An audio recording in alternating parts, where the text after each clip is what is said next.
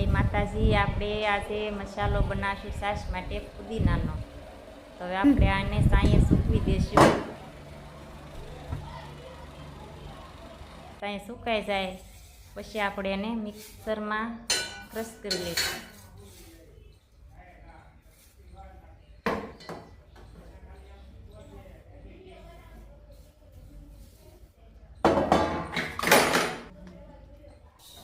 હવે આપણે 1 ચમચી ધાણા 1 ચમચી જીરું શેકી લઈશું। સરસ સુગંધ આવી જાય ત્યાંથી શેકી લઈશું। હવે એને આપણે ઠારી નાખશું એટલે આપણે હવે પેલો ફુદીનામાં મિક્સ કરી દઈશું। હવે આપણે ઝીણો પાવડર કરી લઈશું। હવે આપણે એમાં મીઠું જરૂર પડે એટલું લેશું।